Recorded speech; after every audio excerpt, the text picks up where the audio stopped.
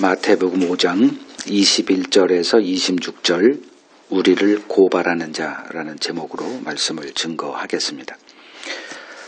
먼저 21절에서 22절 같이 읽겠습니다. 옛사람에게 말한 바 살인하지 말라. 누구든지 살인하면 심판을 받게 되리라 하였다는 것을 너희가 들었으나 나는 너희에게 이르노니 형제에게 노하는 자마다 심판을 받게 되고 형제를 대하여 라가라 하는 자는 공회에 잡혀가게 되고 미련한 놈이라 하는 자는 지옥불에 들어가게 되리라. 오늘 본문 21절부터는 주님께서 17절에 말씀하신 내가 율법이나 선지자를 폐하러 온 것이 아니라 완전하게 하려 함이다라는 그 말씀의 세부 강론이 되겠습니다.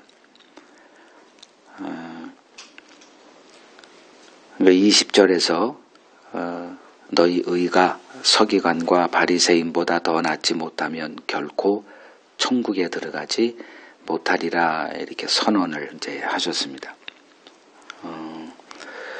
이 선언은 유대인들에게는 청천벽력 같은 선언이었죠.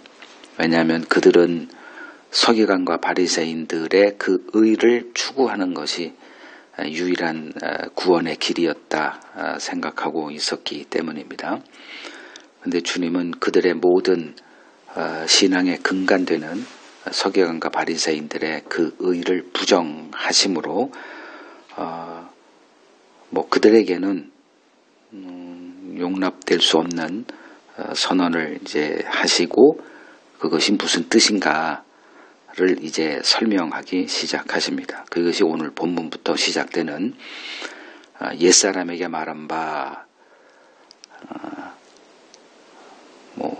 그 옛사람이라는 것은 이제 주님이 등장하기 이전에 율법 아래 놓여 있는 이스라엘 사람들을 말하죠.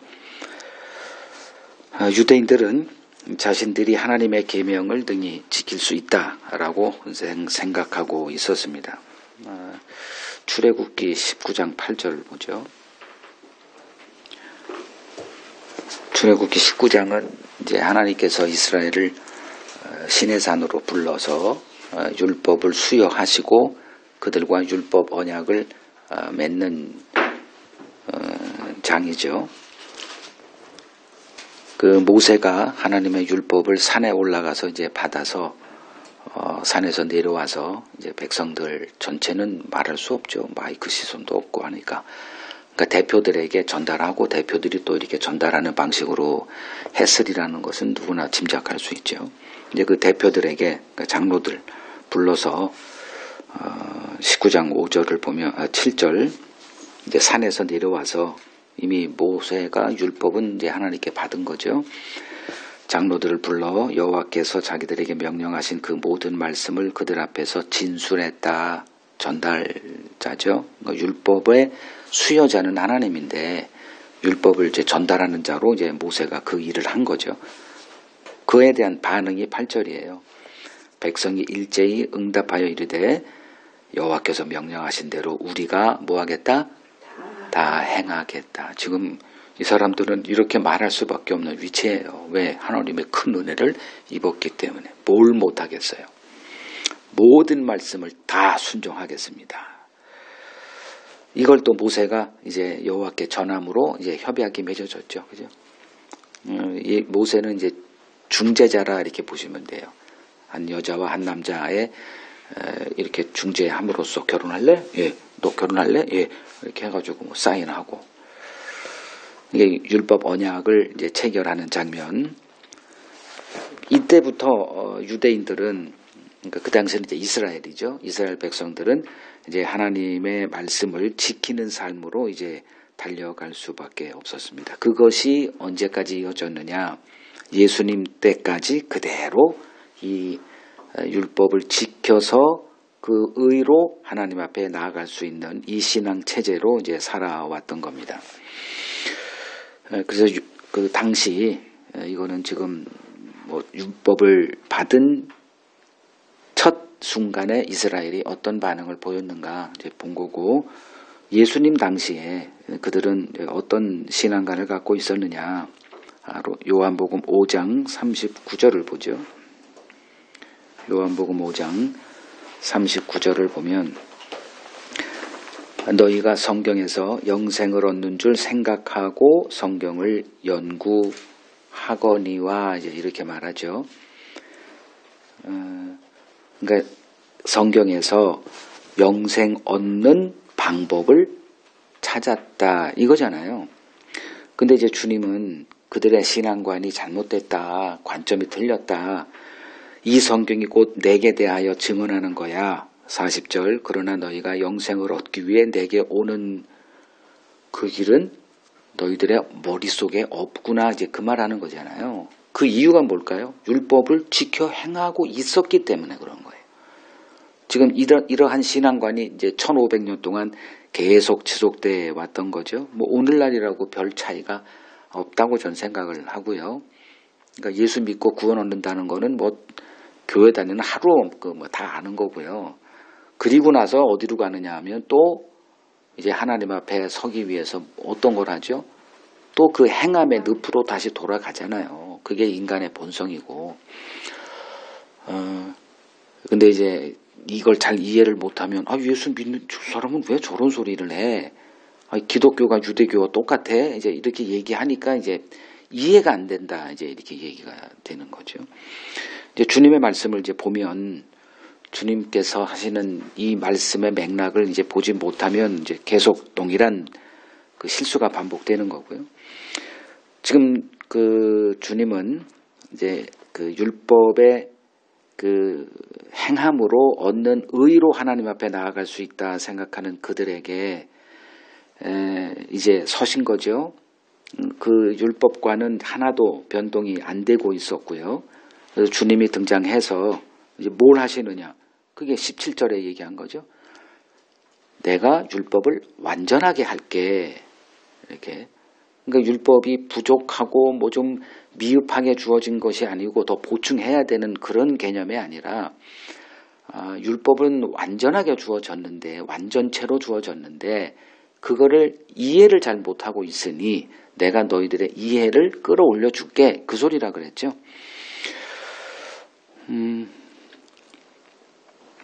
그래서 그들의 문제점은 하나 더 보죠. 마태복음 15장 8절 9절,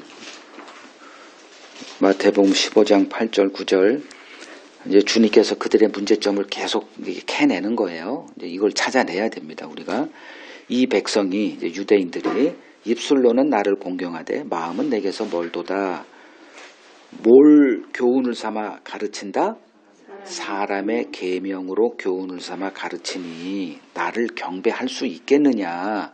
불가능하다는 거예요. 그러면 사람의 계명이 있다면 뭔 계명이 있다? 하나님의 계명이 있는 거죠. 근데 계명은 하나님의 계명이에요. 근데 그걸 이들이 한 짓이 뭐냐 하면 사람의 계명으로 전락시킨 거죠. 그러니까 성경을 인간 중심으로 보기 시작하면서 그게 뭐다? 행함의 길로. 그러니까 하나님이 율법을 준 것은 너희들이 이 율법을 과연, 즉 율법에는 뭐가 담겨 있어요? 하나님의 의의 기준이 달려 있잖아요. 그걸 인간의 의의 기준으로 바꿔놨다니까요. 그거를 이제 주님이 완전하게 하겠다. 즉 원래 모습으로 회복시키겠다. 그게 율법을 완전하게 한다. 이제 그 뜻임을 이제 지난주 설명을 한 거예요. 그래서 지금 계속 이제 주님께서는 이제 그들과 직면하면서 그들의 문제가 뭐다를 얘기를 하는 거예요. 이걸 잘못 이해하면 저놈들이 마음도 없는 입술로만 나발나발하고 애교만 부리고 실제는 땀만 품고 이런 식으로 해석되네요. 그러니 주님이 지금 하시고자 하는 것을 맥을 못 잡고 이제 그러니 마음을 다해서 예배드리자라는 결론이 나올 수밖에 없는 거죠. 그죠? 그렇게 돼 있죠. 입술로만 공경하지 말고 이 말씀의 결론이 대부분 어디로 가요? 진정과 신정 이렇게 얘기하잖아요. 그러니까 주님의 의도를 여전히 이제 파악을 못 되니까 열심을 다해야지 또 이렇게 나가요. 주님이 그 말 하자는 게 아니거든요. 왜 마음에도 없는 예배를 드리고 있니? 그 본질이 뭐다? 그럼 열심히 좀 내. 이 소리가 아니에요. 그거를 이제 십계명을 예를 들어서 이제 설명하시는 거죠. 이제 그 첫 사례가 21절에 살인에 관한 얘기를 하십니다. 그 제 6계명에 이제 살인에 관한 그 계명이죠. 십계명 가운데. 그 유대인들은 살인하지 말라 했으니 어떤 삶을 살았을까요? 살인하지 않는 행함의 길로 간 거예요. 그게 뭐다? 사람의 계명으로 교훈을 삼아 가르치는 거죠. 그래서 내가 누구를 죽이지 않았으면 그 사람은 이 율법을 행했습니까? 안 했습니까? 행하고 사는 자죠. 의가 있는 자지요. 근데 주님께서 이제 어떻게 이제 해석을 하시냐. 이게 율법을 완전하게 하는 방식이에요. 그러니까 옛사람에게 말한 바 살인하지 말라 누구든지 사람의 심판을 받게 되었다 하는 것을 너희가 듣고 알고 지금 행하고 있지 않냐. 그 소리고. 이제 22절. 나는 그러니까 옛사람에게 너희들이 가르쳐준 그 뭐 서기관이나 바리새인을 집어넣어도 무관해요. 그 이전에 수많은 그 성경 교사들, 율법 교사들 이렇게 한다는 것을 너희가 그들에게 가르침을 받고 이렇게 하고 있지만 22절 나는 다르죠. 그죠? 뉘앙스가 다르죠.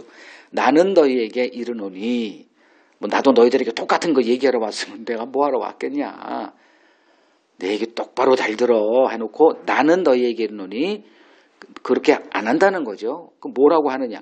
형제에게 노하는 자마다 심판을 받게 되고 요게 좀 애매하니까 형제를 대하여 라가라는 것은 아유 저 이런 곰탱이 같은 말 이런 말이에요.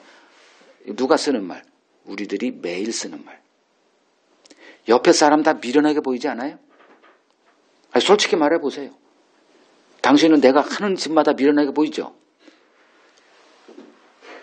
아니, 거기서는 안 그래요. 남편한테 하는 집마다 아이고 곰통 어우 속 터져. 맞아요. 안 맞아요. 내 주변에 있는 모든 사람들이 속 터지죠. 왜? 나같지 않으니까. 그죠?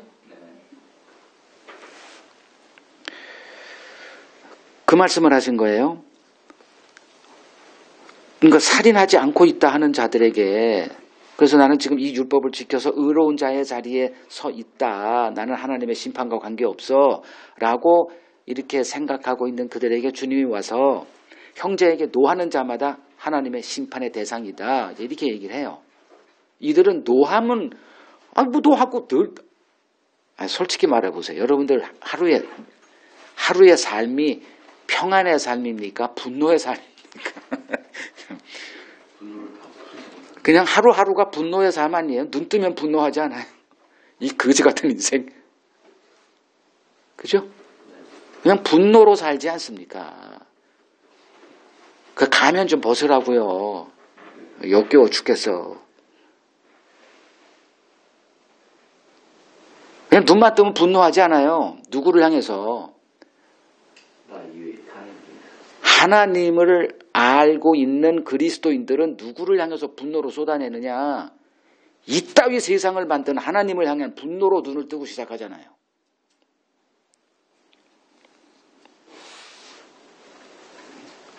그리고 그걸 잘 모르는 사람들은 나를 이 땅에 존재한 부모를 향한 분노 속에서 살잖아요. 안 그래요?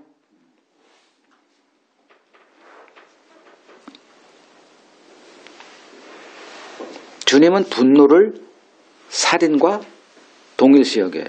이거는 그들에게는 없었던 거예요. 그러니까 주님이 이런 글을 남겼으니 이제 좀 우리가 눈을 떠서 이제 이렇게 얘기할 뿐이고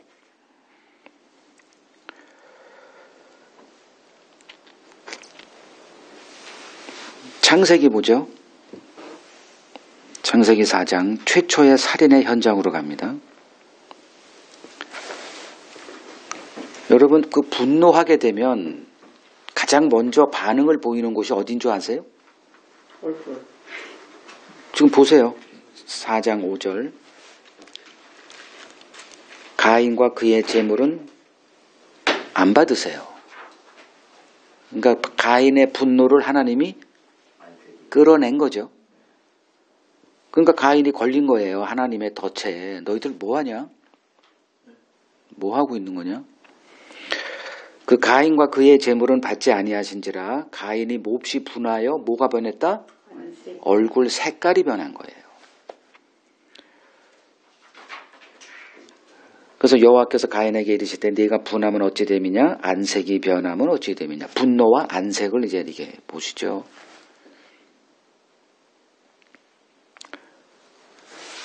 자, 그러면 이제 7절에 네가 선을 행하면 어찌 낯을 들지 못하겠느냐. 그러니까 하나님의 그 얼굴을 볼까요? 안 볼까요? 지금 가인은. 아니 지금 분노의 대상이 누구예요? 하나님 아닙니까? 그러니 하나님의 얼굴, 눈이 이 아이 컨택이 될까요? 안 될까요? 여러분 내가 분노하는 사람에게 쳐다봐요? 안 봐요? 말도 안 걸어요. 그러니까 이제 하나님이 이제 그걸 이렇게 드러내는 거예요. 인간의 마음을. 인간의 마음은 뭐가 다스린다? 감정이 다스려요. 절대 여러분 착각하지 마십시오. 난 인간들을 이렇게 성경을 통해서 이렇게 보면서 요즘 성경을 안 봤으면 좋겠어. 너무 힘들어. 그 인간의 속성을 보기 때문에 역겨워 죽겠어요. 정말. 근데 못 보니까 그 순진한 척 하면서 그냥 이렇게 자기를 이해해달라고 하는 꼬라지가 진짜 역겨워 죽겠어요. 그러니까 모르는 것도 정도껏 몰라야 되는데, 그러니까 모름을 자랑으로 내세우고 그러니까 힘든 거예요, 제가. 뭐 설명도 되지 않고요. 그래서 이제 하나님이 이렇게 얘기를 합니다. 선을 행하지 아니하면 죄가 문에 엎드려 있느니라. 이걸 뭐 제가 지금 다 설명할 수는 없고 짧은 뭐 예를 조금 드는 거니까. 죄가 너를 원하나 너는 죄를 다스려라 이렇게 얘기하죠. 그리고 8절에 가인이 그의 아우 아벨에게 말하고 그들이 들었을 때 가인이 그의 동생 아벨을 쳐 죽이죠. 그러니까 하나님의 분노가 아벨에게 이렇게 폭발된 거죠. 여러분들 누구한테 이렇게 분노에 이렇게 제공자가 나보다 힘이 많으면 누구에게 화풀이하죠? 힘 없는 동네 개 같은 거 하나 이렇게 해가지고 이제 화풀이하죠. 그것도 안 되면 그냥 뭐 쳐다보지도 않고 온갖 그냥 분노를 발산하고 살아가잖아요. 그러면 제가 질문 던지는 거는 그 창세기 4장 여기서 지금 이 본문에 살인이 벌어진 시점이 언제예요? 분노가 솟구쳤을 때 시간이 조금 걸렸을 뿐이지 뭐 이게 한 달 후든지 1년 후든지 그건 알아서 생각하시고 아벨을 쳐 죽인 게 원인이 뭐다? 분노다. 그 분노는 뭐다? 하나님이 어떤 분인지를 알지 못하는 그 무식 때문에 그런 거예요. 그러니까 이런 것들을 좀 알라는 거예요. 시간을 좀 달려만 가지 말고.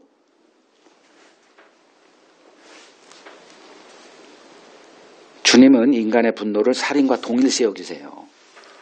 이걸 제대로 좀 들으라는 거예요. 그리고 형제에게 라가 이 미련한 놈이라 하면 지옥불에 들어간다고 하십니다. 그러니까 우리는 매일 어떤 불에 산다? 지옥불에서 사는 거다. 말씀을 통해서 좀 각성하라는 거죠.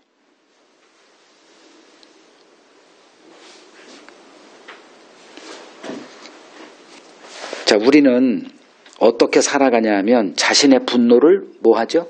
정당화시키는 일이에요.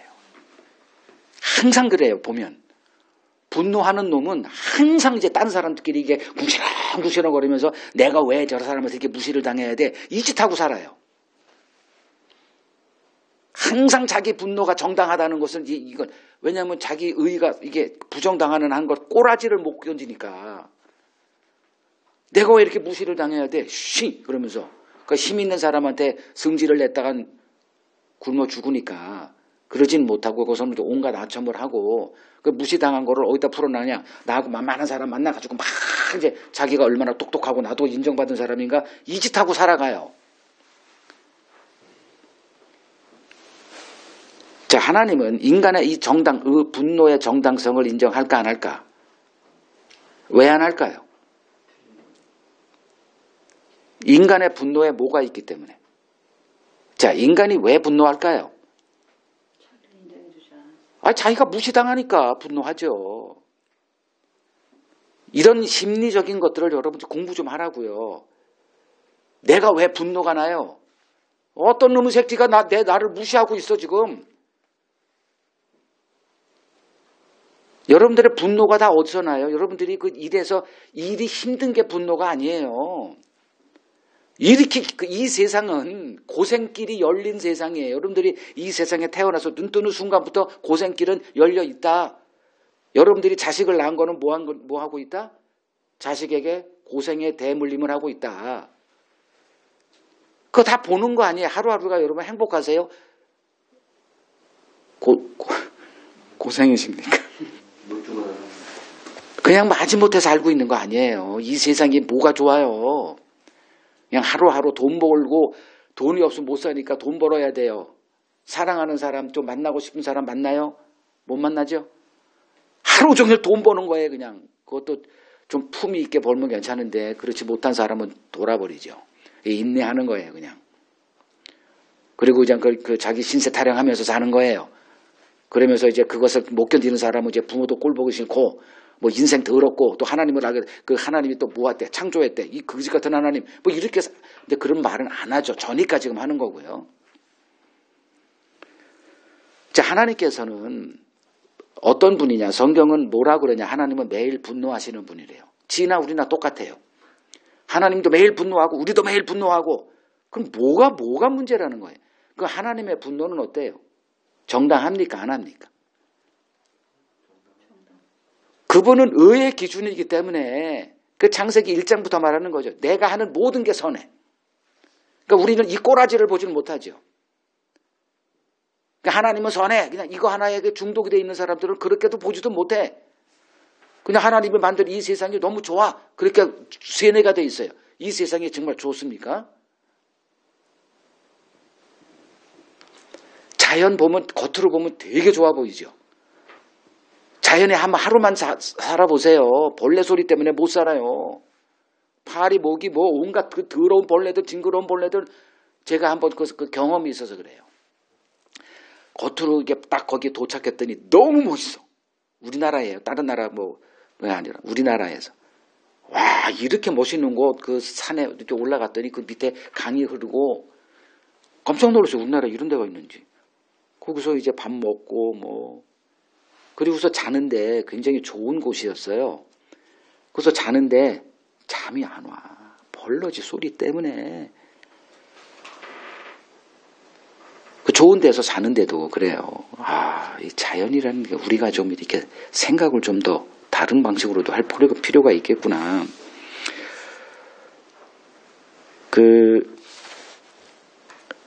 우리는 늘 우리 분노의 정당성을 내세웁니다. 이건 한 사람도 예외 없어요. 누구한테 내가 뭐 욕을 들었다거나 무시를 당했다거나 그러면 이제 그 놈을 이제 비하하기 시작합니다. 저놈의 새끼, 저 거지 같은 새끼, 뭐 이렇게다. 그러니까 좋게 얘기해서요. 막 이렇게. 그래서 내가 이러한 비난을 받을 사람이 아니다라면 이걸 정당성이라고 그러죠. 그런데 하나님은 인간의 분노의 정당성을 전혀 인정하지 않으십니다. 왜 그러냐? 인간의 분노의 중심에 자아가 있기 때문에 그래요. 자, 성경은 인간의 자아를 뭐로 보세요? 악의 근원으로 봅니다. 그래서 성경은 인간의 마음을 부패했다 이렇게 얘기를 해요. 그게 누구나 여러분들의 마음이에요. 여러분들이 그렇게 정당성을 주장하고 나는 옳아라고 주장하는 그 마음을 하나님은 부패의 온상으로 본다고요. 지옥이 딴 게 아니라 여러분들의 마음이 지옥이에요. 그걸 천국으로 바꾸시겠다는 거예요. 이 불가능에 하나님이 도전하세요. 뭐로 하느냐? 아들의 피로 하세요. 그냥 딱 그걸로 그냥 끝내버립니다. 근데 유대인들은 그 더러운 마음을 뭐로 바꿀 수 있다? 이 바리새인 서기관의 의, 즉 행함, 율법을 하나님이 율법을 좋은 걸 줬으니 이걸 지키면 의가 되지 않겠나? 이런 헛된 망상에 사로잡혀서 1500년을 산 거예요.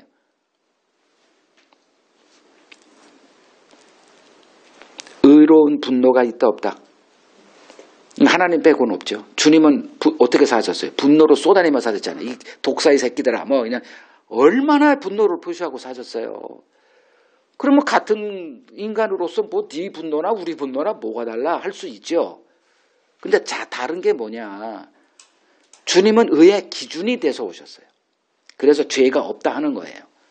그분의 분노와 우리의 분노 동격으로 놓지 마세요. 뭐 하나님도 분노하는데 뭐 우리의 분노는 하나님께 인정받지 못해요. 왜? 내 정당성을 주장하고 있기 때문에. 주님이 지금 이 말씀을 왜 하고 계시는 거예요? 분노하지 마라 이 소리 하는 걸까요?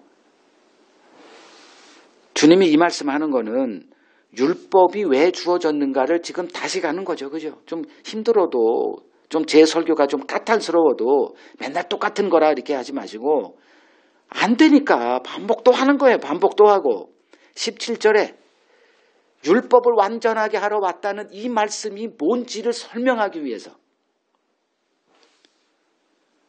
즉 율법은 지키라고 주어진 게 아니라 인간이 하나님의 진노 아래 놓여있는 죄인임을 증명하기 위해서 주어진 것임을 알려주기 위해서 지금 이 말씀을 하고 있는 거예요. 그래서 내가 율법을 폐하러 온 게 아니라 율법을 완전하게 하러 왔다. 너희들의 율법관은 온전하지가 않아. 너희들의 성경관 자체가 틀렸어. 성경을 보고 내가 어떻게 살아야 될까 이 시점으로 보고 있지 않니? 그래서 너희가 성경을 영생을 얻기 위하여 성경을 연구하거니와 우리가 성경을 보는 이유가 뭐예요? 뭐라도 좀 내 삶을 좀 바르게 할 수 있는 게 없을까? 하나님 앞에 어떻게 좀 이 말씀을 이거구나.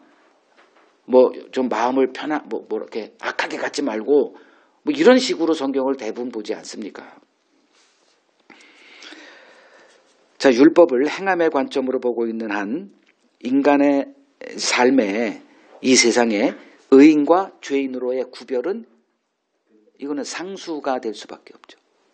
왜 행하는 자가 그것도 많이 행하는 자가 의인의 반열에 쓸 것이고 행함과 관련 없이 사는 늘 성경에서 얘기하는 죄인과 세리들은 항상 죄인의 자리에 있을 수밖에 없죠. 그러니까 교회 안 나가는 사람들은 들어서 이 말씀을 들을 수 있는 기회가 없는 사람들은 완전히 쓰레기 같은 사람으로 전락될 수밖에 없죠. 근데 하나님은 오셔서 니들이 말하는 쓰레기나 하나님의 말씀을 듣고 그것을 행하고 있는 너희들이나 그것을 이제 서기관이나 바리새인 오늘날 같으면 최고의 열심을 내는 목사들 사람들의 모든 성도들의 존경과 이렇게 선망의 대상이 되고 있는 그들이나 하나님에게는 다 뭐다? 그냥 곱하기 제로가 되는 거예요, 항상. 왜? 인간의 마음이 부패이기 때문에 그런 거예요.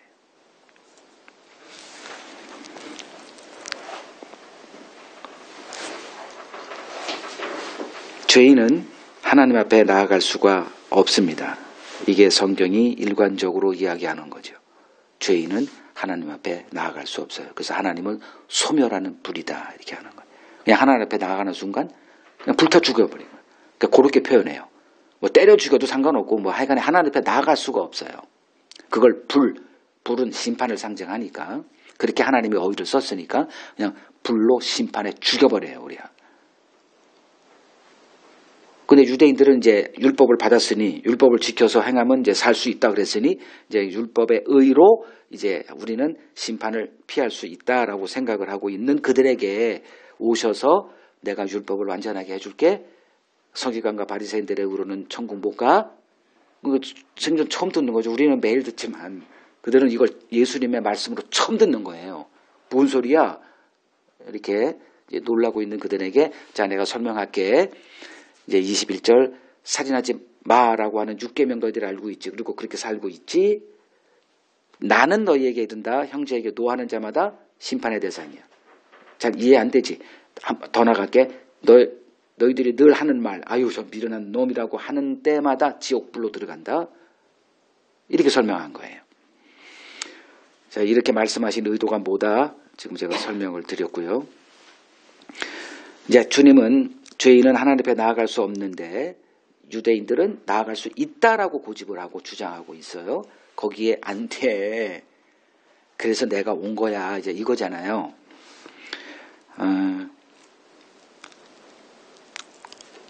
그러니까 주님이 오셔서 이제 뭐 하셨느냐? 이제 피를 흘리고 그 피를 뿌려서 그 피 뿌림을 앞세워서 나아갈 때 하나님께 나아갈 수 있어. 이제 이 얘기 하러 오시는 거잖아요. 근데 그 말을 하기 전에 뭘 하느냐? 율법을 완전하게 돼야 뭐가 돼? 율법으로 정죄를 받아야 그 정죄받은 자로서 뭐로 예수의 피 뿌림을 받을 수가 있잖아요. 이런 걸 알지도 못하고 예수 피로 뭐 이건 다 성경에 있으니까 나 예수의 십자가 믿어. 이따위 식으로 하니까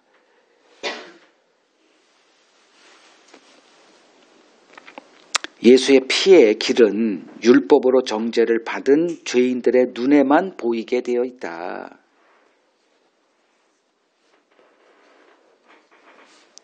요한일서 보시죠. 요한일서 1장. 1장이 전체가 다 얘기하는 게 그거예요. 1장부터 이제 그 1장에서 얘기 나오는 게 우리가 이 요한일서는 예수를 믿는 자들에게 영생이 주어졌음을 알게 하고자 이제 이 책을 쓴 건데 그 뭐부터 시작하냐면 이제 예수를 알아요. 믿고 있어요. 이제 그 당시 지금부터 한 2000년 전에 유대인들 가운데 그러니까 그리스도의 복음을 듣고 이제 예수와를 통해서 하나님과 이제 사귐이 있는 자들 그 사귐을 얘기하는 거예요. 3절. 우리가 보고 들은 바를 너희에게 전하면 너희로 우리와 사귐이 있게 하려니 우리의 사귐은 뭐와 사귐이다? 아버지와 그의 아들 예수 그리스도와 더불어 누립니다. 즉 우리가 이렇게 모여서 하는 것은 우리로 끝나면 이거는 큰일 나는 거예요. 뭐의 사귐이다? 아버지와 그의 아들 예수 그리스도와 더불어 누리는 그 사귐, 그러니까 하나님과의 사귐이라는 거죠. 이걸 구약에서는 이제 동행한다 이렇게 나요. 혹은 뭐 하나님 앞에 나아갈 수 있게 됐다 이제 그걸 사귐이라고 이런 단어를 써요. 이제 우리도 사귀는 자가 있고 거리를 두는 자가 있죠. 그러니까 같이 이렇게 살아도 사귐이 없는 관계가 뭐 널려 있잖아요, 그죠? 뭐 얼굴이나 쳐다봅니까? 말이나 섞습니까? 밥 먹었냐? 이 말 외에는 없잖아요. 인간의 감정이 얼마나 복잡해요. 종합예술이거든요. 그냥 단세포적으로 밥 먹었냐? 오늘은 가냐? 수고해라. 그걸 관계라 그러지 않죠. 그거는 그냥 하숙생이죠. 동거하는 거죠. 부부도 마찬가지고. 인간의 감정이 얼마나 복잡한 줄 아세요? 그거를 누리라고 이제 사귐이 있는 거예요. 관계가 되어지고. 근데 이제 그 직장에서나 뭐 어디 가족은 똑같아. 이렇게 보면 정말 한 5천 그 관계가 이렇게 있다면 1도 누리지 못하는 관계로 살아가는 사람들이 거의 대부분이에요. 그러니 그걸 누려야 되거든요. 그렇게 지음 받았거든. 인간의 감정이라는 게. 그래서 하나님은 감정의 지식이에요. 성경은 하나님을 감정의 지혜예요. 하나님은 사랑이라 그러잖아요. 사랑이 지식입니까? 감정입니까? 감정이죠. 근데 우리는 감정을 다룰 줄도 몰라. 그러니 지도 고통스럽고 남도 고통스럽게 만드는 그 일을 계속 반복하고 살더라고. 그래서 제가 인문학을 강조하는 거예요. 이 인문학을 이 도외시하는 사람들은 어디로 가느냐? 인생을 돈 버는 전문 기계로 전락돼요.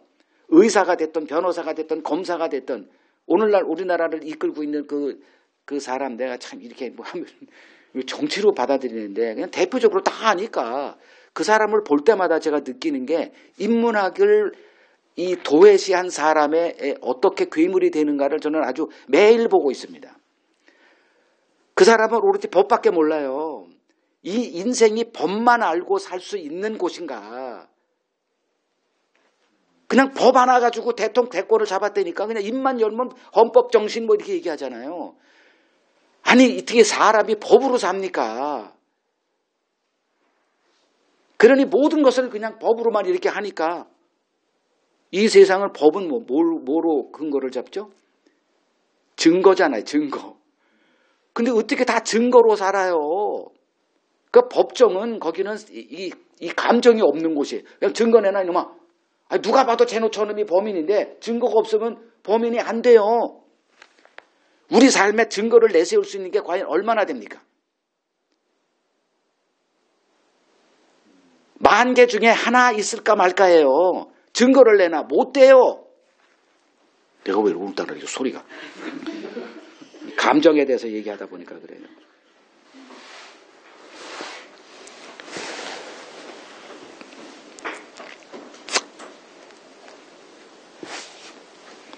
지금 하나님과 사귐이죠? 근데 어떻게 사귐이 되느냐? 7절. 그가 빛 가운데 계신 것 같이 우리도 빛 가운데 행하면 서로 사귐이 있고 그 아들 예수의 피가 우리를 모든 죄에서 깨끗하게 할 것이다. 근데 8절. 만일 우리가 죄 없다고 말하면 우리 스스로 속이고 또 진리가 우리 속에 있지 아니할 것이요. 만일 우리가 우리 죄를 자백하면 그는 미쁘시고 의로사 우리 죄를 사하시며 우리를 모든 불의에서 깨끗하게 하고 그 다음에 뭐예요? 그 죄에서 깨끗하게 하고 그거로 끝나는 게 아니잖아요. 죄사함은 뭐를 위한 도구에 불과해요? 사귐. 그냥 애새끼 낳았으면 됐고 나는 이제 태어났으면 됐고 끝이에요. 그냥 읊어먹어. 그냥 부모가 그냥 그 유산 뭐 많이 주는 재벌 아들이면 땡이고 늘려줄 게 없으면 그냥 거지 같은 아버지. 어떻게 그렇게 무식하게 살아갑니까? 사귐이죠. 사귐. 천국 가면 땡이에요. 그런 사람은 천국에 들어갈 수도 없어요. 하나님이 그렇게 골 때리는 분이 아니거든요.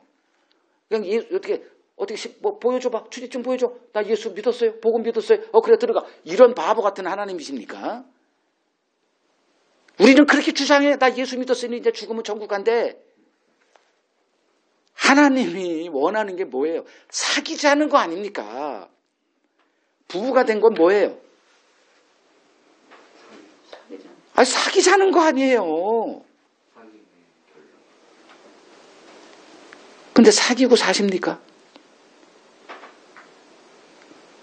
돈만 벌어와 이 새끼야 이거 아니에요.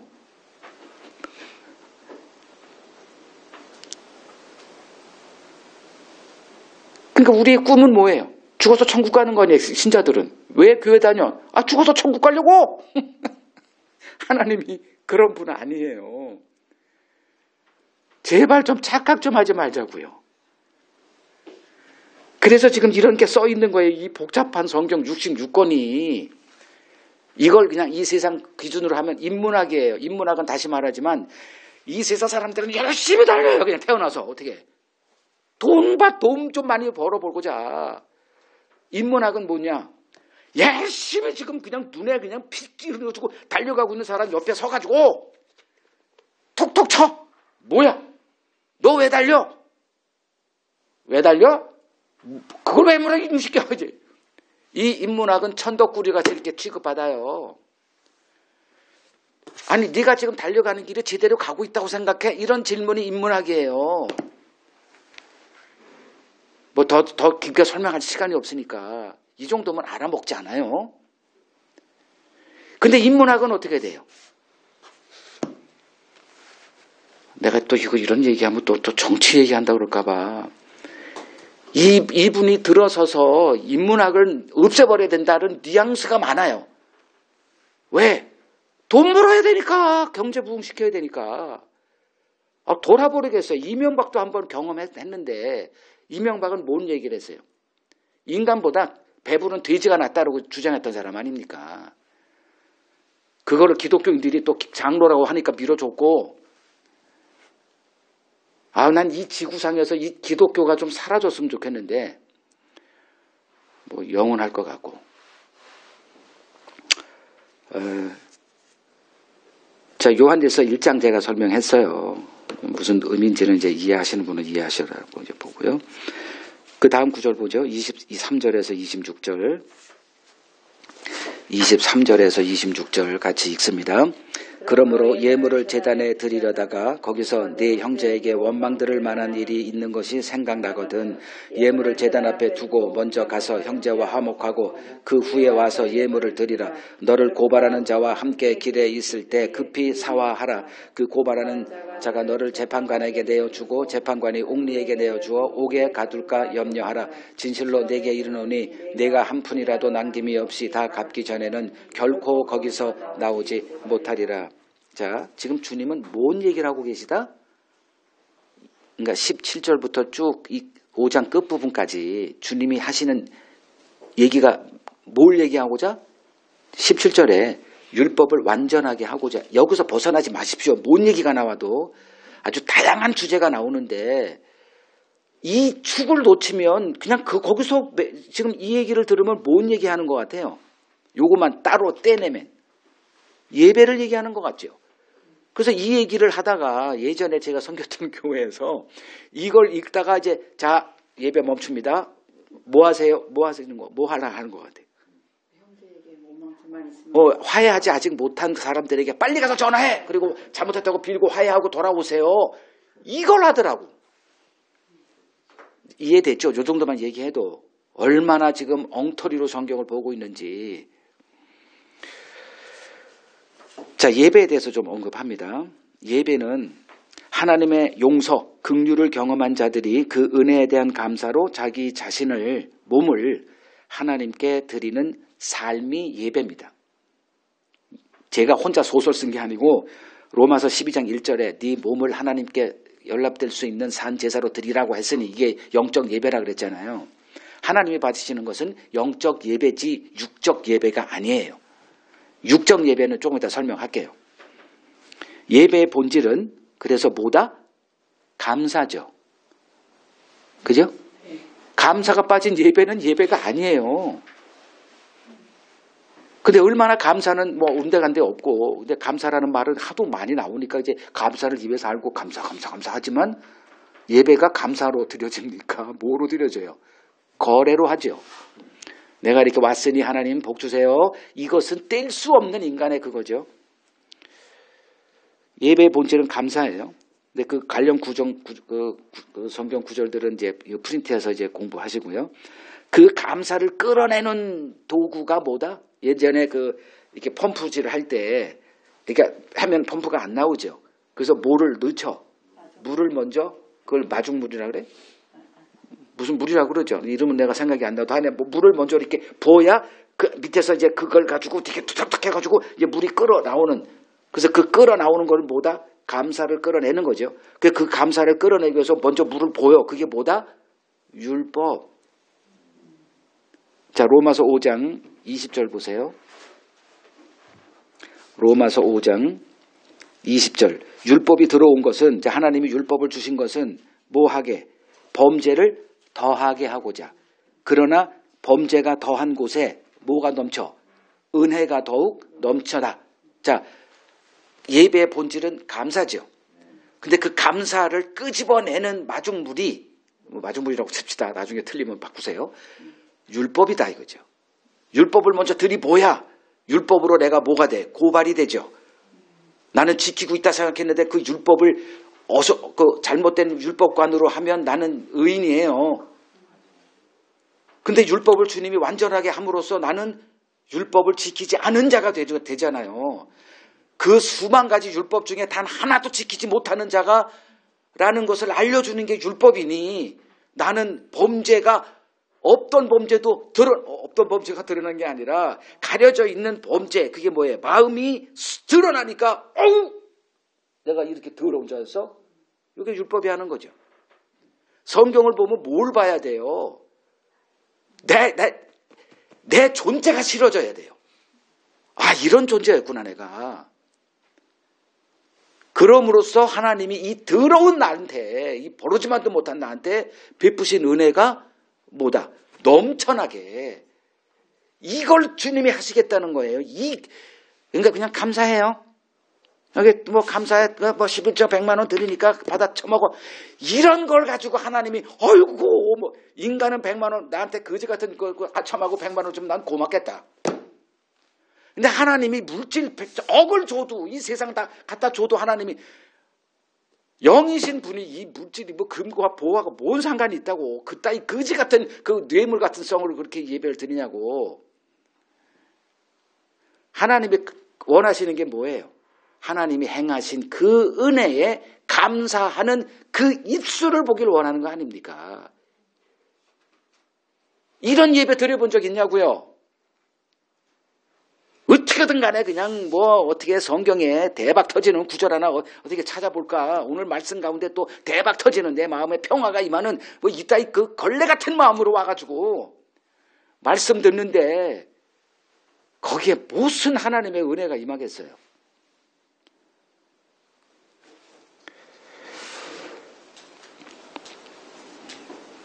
이게 하나님이 말씀하시는 예배입니다. 구약의 제사도 동일했죠.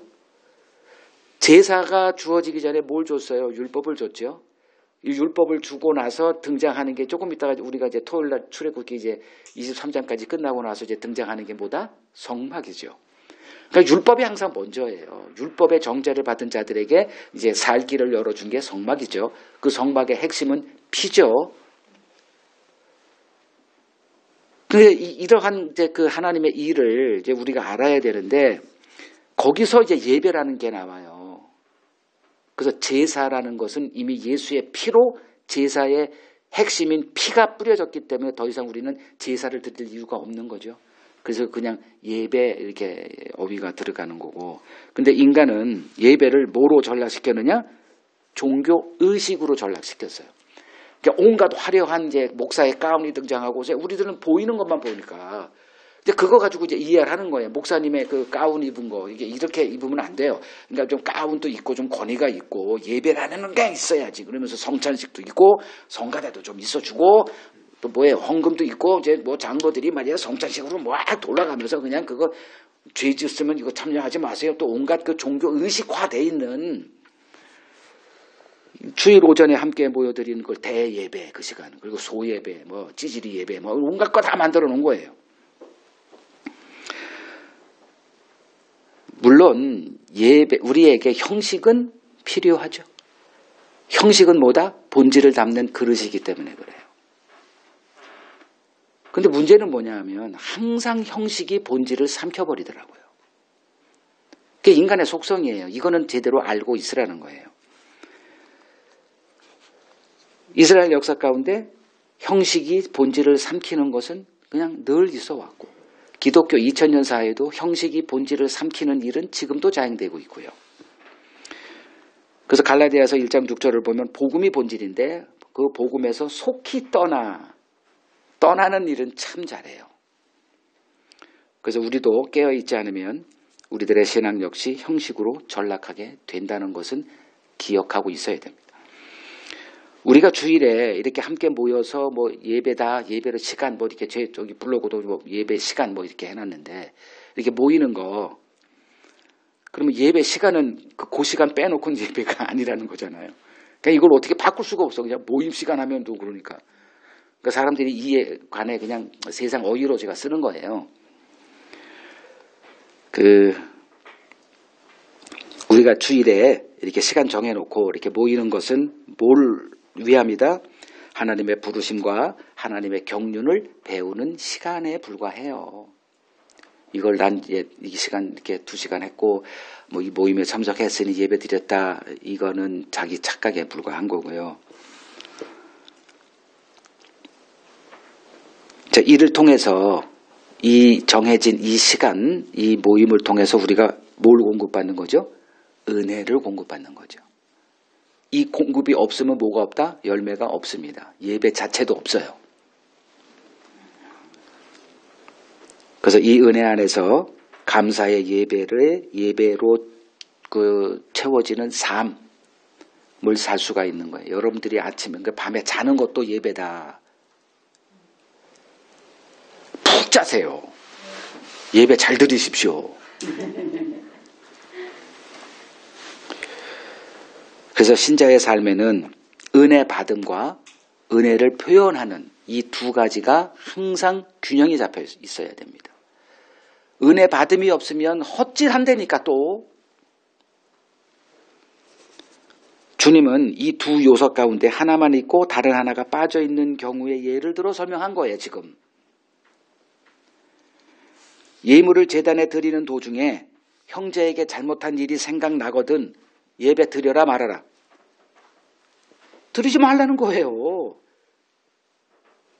그러니까 예배를 중단하고 먼저 뭐 하라? 형제와 화목한 후에 와서 예물을 드리라고 하죠. 그렇게 하지 아니하면 뭐 해요? 너를 뭐 하는 자? 고발하는 자. 오늘 제목이 뭐예요? 우리를 고발하는 자. 이걸 삼은 거예요. 살인 뭐 이런 걸 좀 할까 하다가 이게 더 본질이기 때문에 우리를 고발하는 자. 그러니까 너를 고발하는 자가 너를 재판관에게 내어주고 재판관이 옥리에게 내어주어 옥에 가둘까 염려하라. 이렇게 말씀하시는 거예요. 자, 여기서 25절에 주목하세요. 고발하는 자는 누구고 그가 넘겨주는 재판관은 누구를 말하는 걸까요? 왜 갑자기 고발하는 자가 나와요? 뭐 하려고? 율법을 완전하게 하려니까 이 말이 등장하는 거예요. 율법은 뭐예요? 우리를 고발하는 자라니까요. 근데 이들은 율법을 자기 친구로 삼아버린 거죠. 율법 고마워. 그래서 그 율법을 그냥 지켜 행해서 자기 의를 쌓는 이 도구로 주었으니 얼마나 고마운 친구예요. 근데 주님은 착각하고 자빠졌네. 율법은 너희를 뭐 하는 자다? 고발하는 자로 지금 서 있어요. 근데 그 고발하는 자와 친구로 삼아버렸다니까? 지킴으로 잘못 착각한 거죠. 지금 예수님은 지금 예배를 드리고 있는 그들에게 야, 고발하는 자와 화목했냐? 그 얘기를 하고 있는 거예요, 지금.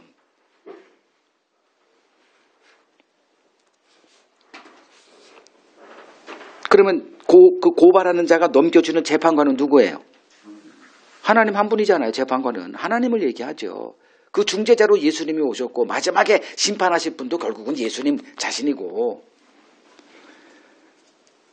지금 주님께서 말씀하고 있는 것은 신자의 화목한 삶을 말하는 거예요. 이제 아니는 거 확실하게 보이죠. 그런 걸 얘기하는 게 아니구나. 그러니까 예전에 우리가 예배 도중에 이 구절을 딱 읽으면서 예배 중단합니다. 자, 빨리 가서 휴대폰 꺼내세요. 없으면 뭐 전화기 어떻게든 간에 빌려가지고 빨리 화목한 다음에 예배 계속 드립시다. 이 얘기가 맞아요, 틀려요? 완전히 곡해한 거죠. 성도들을 어디로 인도한 거예요?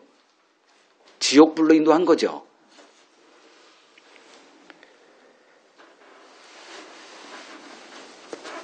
율법은 지키라고 주어진 것이 아닌데 이들은 지금 율법을 지키라고 주어진 것으로 알고 지켜서 그 행함의 의, 즉 바리새인과 서기관들의 그 의를 가지고 천국 가겠다 하고 있는 그들에게 주님께서 이 말씀을 하신 것이다. 그러니까 23절에서 26절의 말씀은 20절과 연결이 되고 20절의 말씀은 17절과 연결이 되어 있는 거죠. 여러분 성경에서 그걸 확인하세요. 지금 20절이 뭐고. 저는 20절 하면 딱 외워지니까 여러분들은 그게 잘 안 될 거 아닙니까? 그러면 확인하세요. 20절 그 다음에 17절로 이렇게 연결이 되는 거 있구나.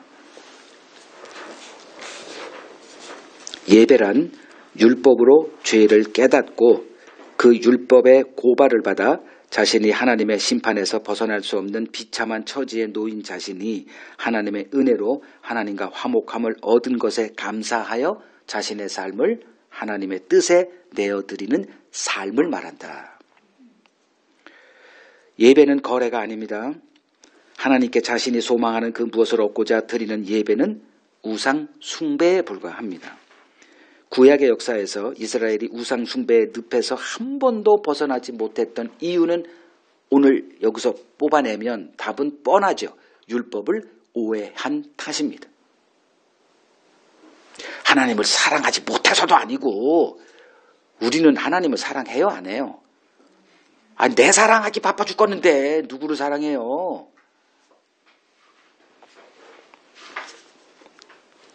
주님은 하나님은 영이시니 예배하는 자가 뭐와 뭐로 예배하라?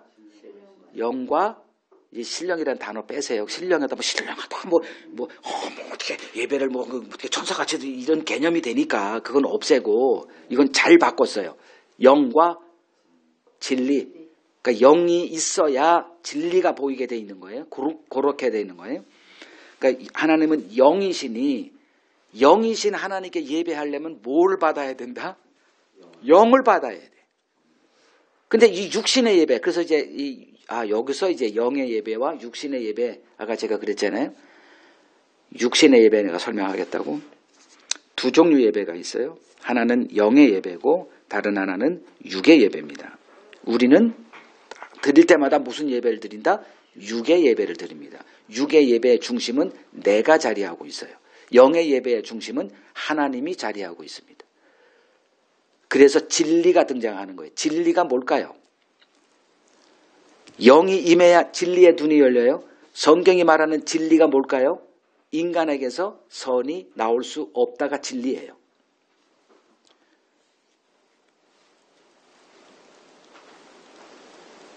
근데 이 진리의 눈을 가리게 만든 게 율법 오해죠. 그 율법을 오해하니까 자기들은 선을 행할 수 있다가 되는 거예요.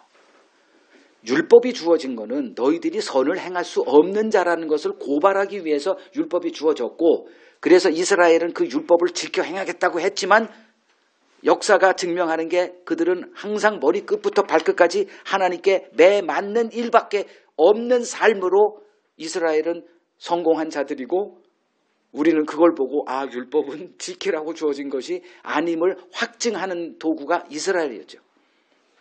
근데 지금 그들은 그걸 모르고 지금 계속 행함의 길로 가면서 언제나 하나님께 얻어맞는 삶을 산 거예요. 그러니까 더 이상 하나님을 견디지 못하니까 하나님을 섬긴다 하면서 마음으로는 다른 신을 섬긴 거죠.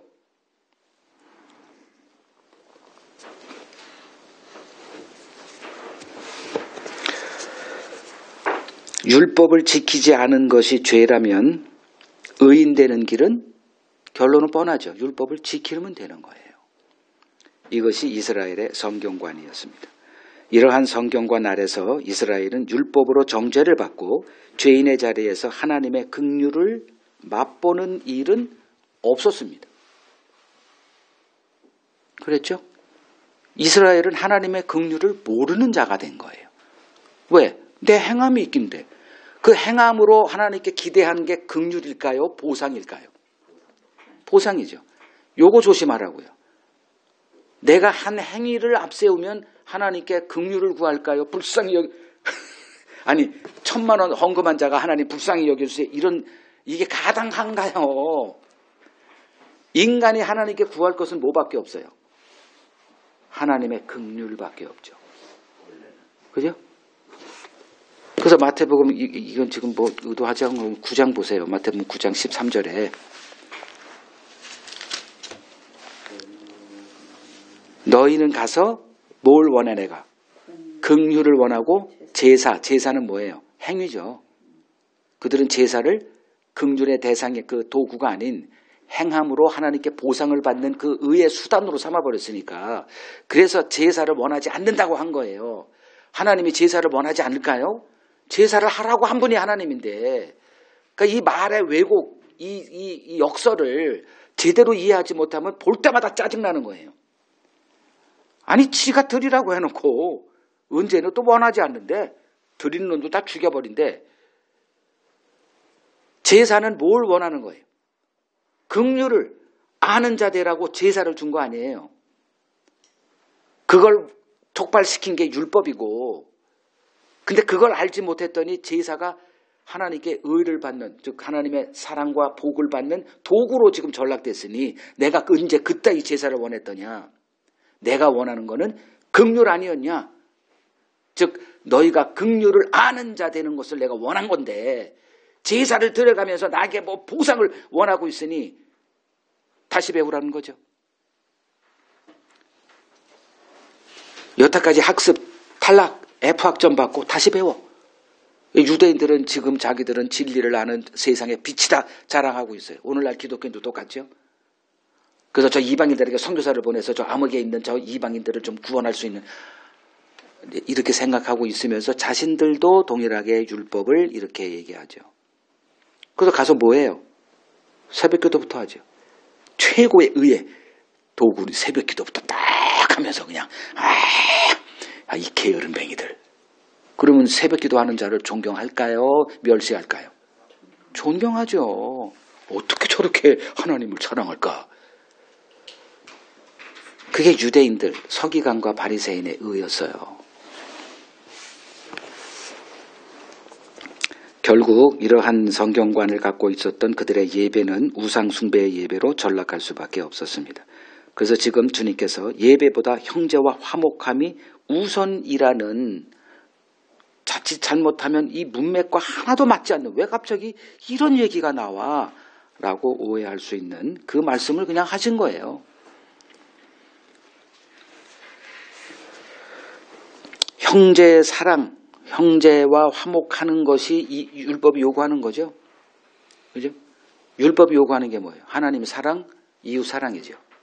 그러면 하나님 사랑은 눈에 안 보이니까 이웃 사랑으로 하나님 사랑을 입증하라는 게 율법이잖아요. 그럼 이스라엘들에게 주어진 것은 율법 사랑, 이웃을 사랑하는 삶으로 그들의 이스라엘 다움을 입증해야 됐는데, 자기 사랑에 겨운 우리가 뭔 이웃 사랑해. 여러분, 이웃 사람의 이웃 집이 아들이 이태원 가서 죽었다. 여러분 슬퍼요, 안 슬퍼요? 관심 없죠. 근데 내 새끼가 거기서 했다. 그러면 어떻게 돼요? 대통령 죽여버리고 싶죠. 그게 인간이에요. 근데 이웃을 사랑하라고 한다니까? 아니, 내 가족들 건사하기 힘든데, 바빠 죽겠는데, 여력도 없고, 이웃에까지 사랑하라. 이게 하나님이 우리에게 주신 계명인데, 그걸 지킬 수 있다고 생각하십니까? 목사들이 이 얘기로 이제 먹고 사는 게 목사들인데, 지 새끼한테 교회를 세습하고자 온갖 꼼수를 부리고 욕을 바가지로 기독교를 하자, 거지 같은 종교로 만들어 것도 감수하면서 자기 자식에게 그 교회를 세습시키는 이웃 사랑이요. 제발 좀 쏙지지 말라고요, 이 순진 덩어리들아. 인간이 어떤 존재인가 성경을 통해서 못 배웠기 때문에 그렇습니다. 이제 이렇게 율법을 오해하고 있는 자들에게 주님은 율법 파괴자로 보일 수밖에 없는 거죠. 그래서 17절에 내가 율법을 폐하러 온 줄로 생각 마라. 폐하러 온 게 아니라 완전하게 하러 왔어. 이것 때문에 예수님이 이제 삶의 고난은 이제 홍수같이 이제 직면할 수밖에 없었던 거고요. 주님이 말씀하고 계신 것은 우리의 영적 현실입니다. 우리를 고발하는 자가 문 밖에 서 있는 것을 주님은 보고 계세요. 근데 우리는 그 고발하는 자가 있다는 것도 알지 못합니다. 그런 것은 우리의 이 범주에 없어요. 우리의 범주에 있는 것은 뭐예요? 돈 없는 현실. 그거밖에 없어요. 잠깐 사는 동안에 행복한 삶을 살아야겠다라고 하는 이 생존과 이 어떤 그 욕망의 그 결과물밖에 없어요. 우리들 마음속에는. 아니면 좀 나한테 좀 반박 좀 해주세요. 나는 그렇게 안 살아요. 그럼 내가 이 설교 하지 않을게, 앞으로.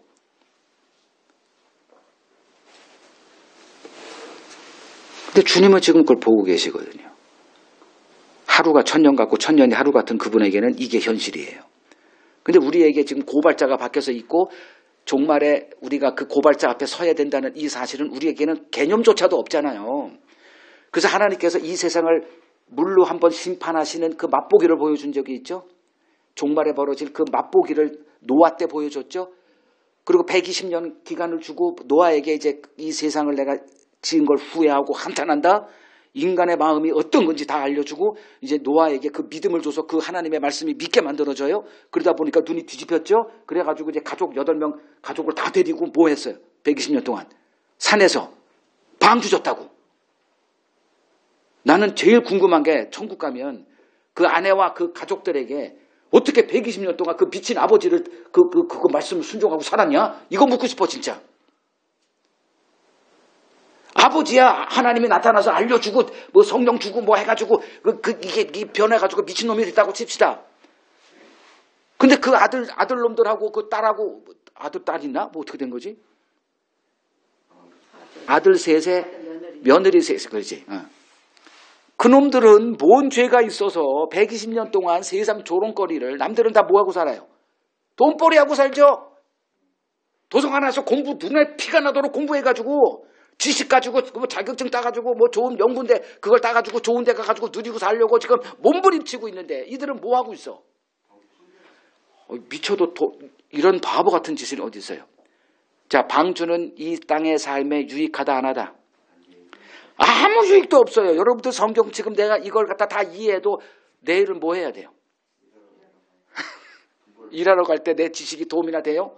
요거 뭐 연봉 올려줄게. 성경을 제대로 알았구나. 연봉 올려줄게. 조금만 일해. 이런 보상이 주어지든가요. 그래서 그런 소리 꺼내봐요.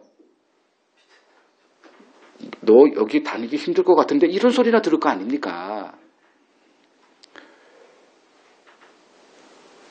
주님이 지금 하시는 이 말씀, 우리가 지금 주일날 모여서 듣는 이 말씀이 우리 삶에 도움이 안 되니까 어떤 일을 하냐.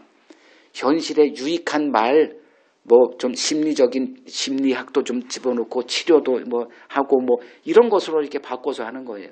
실제적으로 귀신 들린 자 어서 이렇게 데려와가지고 막 예수 믿을 거면 볼거리가 넘치고 뭐 이런 것들. 그리고서 이제 교회에 와서 이제 떠나지 못하게 성가대 뭐 팀 만들어가지고 청년들끼리 그냥 뭐 재밌게 만들고 그 교회 가서 친구 이렇게 좀 사귀고 하면 떠나요, 안 떠나요? 못 떠나요.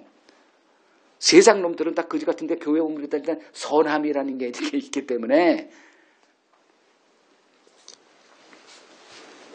주님이 말씀하시는 거 잘 들어보세요. 오늘날 교회에서 하는 그런 거가 같나. 주님은 지금 뭘 얘기하고 있어요? 고발자가 니들 앞에 있다. 화해했느냐? 이게 우리하고 뭔 상계가 있어요 지금. 힘들어 죽겠는데 내가 지금. 집이 없어가지고 어떻게든 좀 보금자리 하나 얻으려고 몸부림치고 있는데 고발자 같은 소리가 자꾸 자빠졌네 지금. 아까 내가 얘기했잖아. 열심히 지금 성공을 향해서 출세를 향해서 달려가고 있는데 남들보다 조금이라도 더 행복하게 살려고. 근데 와가지고 너 왜 달려? 너 지금 가고 있는 길이 진짜 올바르다고 생각해? 이런 잡소리나 하는 게 복음이에요. 근데 고발자가 눈에 보이게끔 하시니까 고발자가 보이니까 이 경험한 자가 하나님의 택한 자녀예요. 그래서 이 말씀하기 전에 제일 먼저 이 산상수훈에서 선포한 게 뭐다? 팔복이죠. 갑자기 뭐가 임해?